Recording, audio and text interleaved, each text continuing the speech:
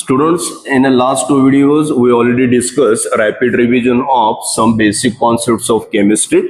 So on the basis of that discussion, in today's video, we are going to start with objective discussion from same chapter, some basic concepts of chemistry. So let us start with first question.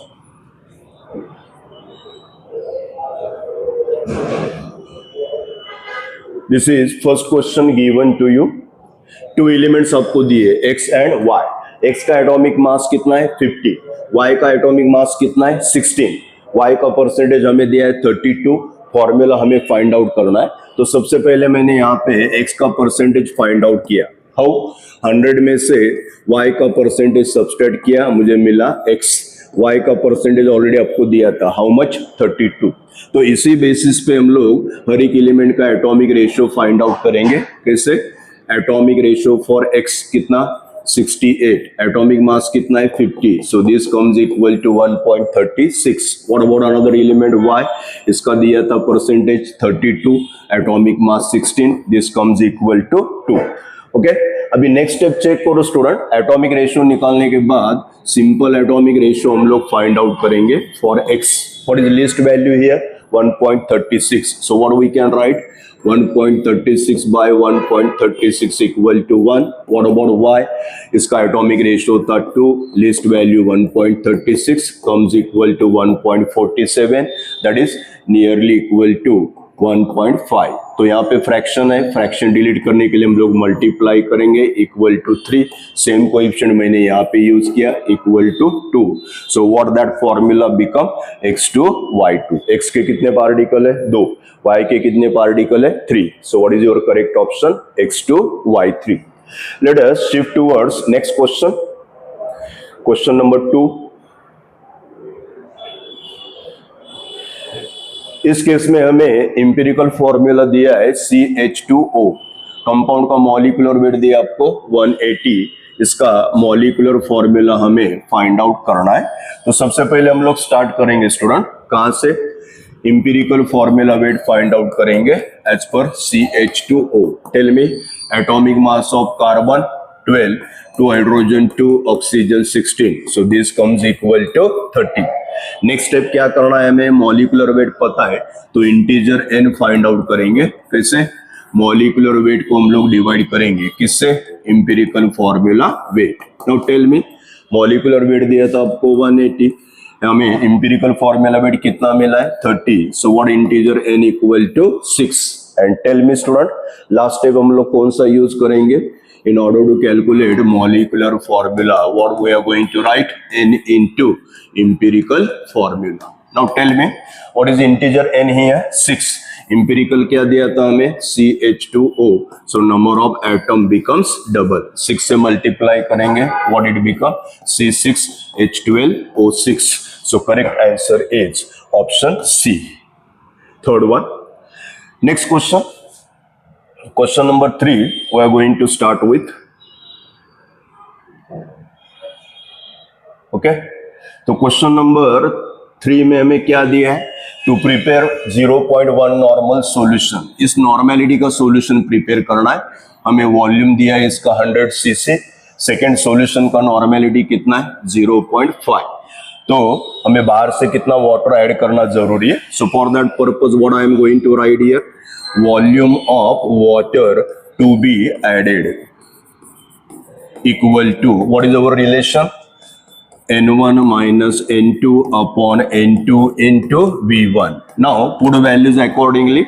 Initial normality दिया था मुझे 0.5, 0.1 divided by 0.1 into 100. So what we can write here? 0.5 minus 0.1, 0.4 upon 0.1 into initial volume कितना था 100. So this comes equal to 40 upon 0.1. This is equal to 400. So what volume of water to be added from outside? 400 cc. तब जाके हमें कौन सा solution मिलेगा? Desired solution. अगला question, question number 4. Check question number 4.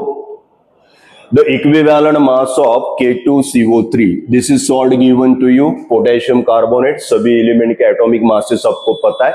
तो जब भी आपको सॉल्ट दिया जाएगा स्टूडेंट, सबसे पहले हम लोग क्या करेंगे, उसका फॉर्मूला मास फाइंड आउट करेंगे। टेल मी K2CO3 कितने पोटेशियम एटम है? 2। So what we can write, 2 into 39, carbon का वेट कितना है? 12। 3 oxygen, 3 into 16, so this comes equal to 78 plus 12 plus 48, so this is equal to 138। अभी formula wait निकालने के बाद सेकेंड स्टेप हमें क्या करना पड़ेगा स्टूडेंट, K2CO3 को हम लोग डिसोसिएट करेंगे। कैसे? 2 पोटेशियम आयन प्लस 2 किसने कैंसिल किया? Carbonate. So from this dissociation, what you are getting? Total number of charges, either positive or negative. So what we can write here? Total number of either positive or negative charges, irrespective of sign, क्या लिखा मैंने? 2. Now try to tell me student, whenever we are dealing with salt, equivalent weight निकालने के लिए हमारा relation कौन सा है? Equivalent weight of salt, nothing but which ratio? Formula weight, उसे हम लोग किससे डिवाइड करेंगे? Total number of either positive और negative charges.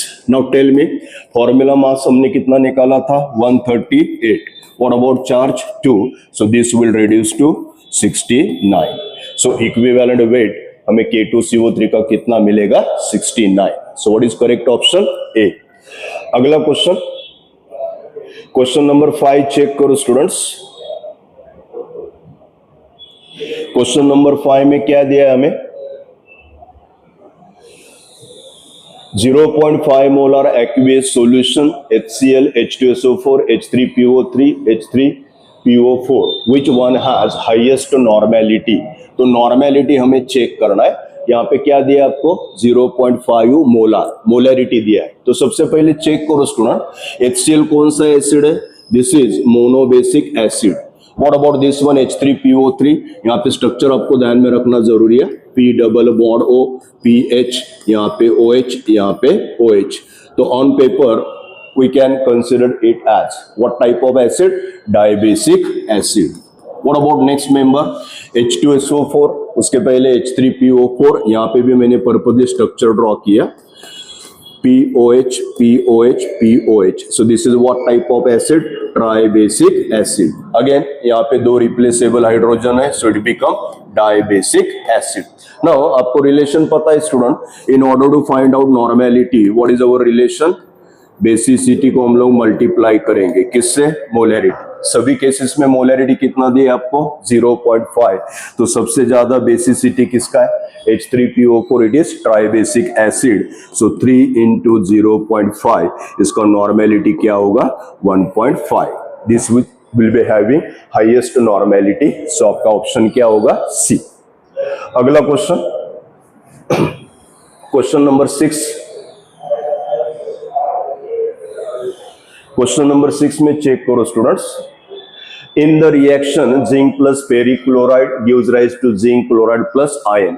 Correct set of coefficient हमें फाइंड आउट करना है। For which one? Reactant as well as product. So very simple question, just you have to focus on equation. Check this. Zinc दिया है हमें, zinc किसके साथ treat करना है? फेरिक क्लोराइड, FeCl3, राइट में प्रोडक्ट जिंक क्लोराइड दिया है। And what about another element you are getting here? Fe। तो आपको स्टूडेंट्स पता है जिंक के ऊपर चार्ज क्या होता है? +2। फेरिक का मतलब क्या है? +3। सो ऑड इवन होने की वजह से हम लोग कोएफिशिएंट क्या करेंगे? इंटरचेंज। यहाँ पे मैंने लिखा 3, यहाँ पे लिखा 2।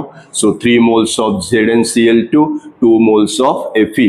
So what should be your option here? 3, 2, 3, 2। Okay, so what will be that option? 3, 2, 3 and 2, option C। Very simple straight forward question. Let us start with next question, question number 7. Question number 7 check करो, क्या दिया है students हमें यहाँ पे? 1.04 grams, this much quantity of BaCl2 is given। या quantity किसमें present है? 10⁵ grams of solution। ओके, अबे क्या फाइंड आउट करना है? ppm concentration. तो फॉर हाईली डाइल्यूटेड सॉल्यूशन हमें 2 मेथड पता है, उसमें से first one I am going to use here. ppm concentration हमें निकालना है। So what is relation? Weight of solute is to be divided by, क्या करेंगे हम लोग, टोटल वेट ऑफ सॉल्यूशन से डिवाइड करेंगे into for ppm 10⁶. Now put values accordingly. Solute दिया था हमें 1.04. ओके, यहाँ पे सॉल्यूशन का मास कितना है 10⁵ इनटू 10⁶. तो यहाँ पे मैंने +5 -5 कैंसिल किया, सो डेसिमल पॉइंट शिफ्ट करेंगे, सो इट सिंपली बिकम 10.4. क्या होगा आपका option B. Let us start with next question. Question number 8. Question number 8 check करो. The law of multiple proportion can be illustrated by. So 4 pairs are in front of you. इसमें से कौन सा pair law of multiple proportion क्या करेगा? Explain. So for this purpose, I am going to consider this tabular form. First column I am going to write compound.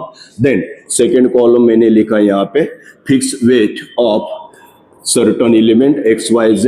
यहाँ पे लिखेंगे हम लोग different weight of another element. And आखिर में हमें क्या ऑब्टेन करना है स्टूडेंट, प्रोपोर्शन ऑब्टेन करना है. तो यहाँ पे हमें 2 कंपाउंड कौन से दिए थे स्टूडेंट, इस वाले ऑप्शन में SnCl2, यहाँ पे क्या दिया है SnCl4. तो यहाँ पे कॉमन एलिमेंट कौन सा है हमारा Sn. दूसरे एलिमेंट में क्लोरीन का हमें थिंकिंग करना जरूरी है Cl2 Cl4. तो यहाँ पे हमें क्या मिलेगा 71, यहाँ पे 142. So what this proportion comes equal to 1:2. So what it indicate, simple whole number ratio. Shift towards next question. Question number 9. Question number 9 check करो. Which of the following contains greatest number of atoms? सबसे ज्यादा atom किसमें present है हमें find out करना है. तो यहाँ पे ध्यान दो, 1 ग्राम क्वांटिटी एवरीवेयर, सभी केसेस में क्वांटिटी 1 ग्राम है. यहाँ पे C4H10 यानी कि ब्यूटेन दिया है, यहाँ पे डाई नाइट्रोजन दिया है, यहाँ पे सिल्वर और यहाँ पे H2O. अभी हमें स्टूडेंट्स पता है, यहाँ पे हमें इसका मोलर मास चेक करना जरूरी. 4 × 12 48 + 10 58. इसका मोलर मास कितना लिखा मैंने 58. यहाँ पे एलिमेंट है एटॉमिक वेट 108. यहाँ पे नाइट्रोजन है डायटोमिक 14 2 28. यहाँ पे वाटर का मोलर मास पता है मुझे 18. तो सबसे पहले हम लोग किसके ऊपर फोकस करेंगे, नंबर ऑफ मोल चेक करेंगे. तो इस केस में चेक करो students, number of moles of C4H10 कितना दिया है वेट हमें 1 अपॉन क्या लिखा 58. तो हमें नंबर ऑफ मोल्स मिलेंगे. What is number of mole, number of mole is nothing but 6.02 × 10⁻23. But 1 mole of butane comprises how many moles of atom, carbon के 4 मोल है, हाइड्रोजन के 10 मोल है, तो 10 + 4 14. तो हमें सबसे ज्यादा एटम्स कहाँ पे मिलेंगे, ऑप्शन ए. बाकी केसेस में यदि हम लोग वेट अपॉन एटॉमिक वेट या फिर मॉलिक्यूलर वेट कंसीडर करेंगे तो नंबर ऑफ मोल्स भी हमें कम मिलेंगे. उसके बाद दूसरा क्या मिलेगा हमें, as per formula N2 diatomic है, यहाँ पे टोटल 3 मोल्स ऑफ एटम, यहाँ पे एक ही मोल एटम है. तो करेक्ट ऑप्शन होगा आपका ऑप्शन ए. अगला question, question number 10. So question number 10 में क्या करना है स्टूडेंट्स, हमें volume occupied by 22 grams of CO2 at STP is. Very straightforward question. How much quantity is given? 22 gram. कौन सा गैस है, CO2. तो व्हाट अबाउट CO2, CO2 का मोलर मास कितना है 44. So 44 gram equal to 1 mole. So what we can write here student, 1 mole equal to 44 grams of CO2 at STP. It occupies how much, 22.4 liter. Therefore, how much quantity is given to you, half. 22 grams of CO2 at STP comprises how much? So this simply reduced to half, that is 22 into 22.4 divided by 44. This one get cancelled, 1/2. So this comes equal to 11.2 liters. So what is your option?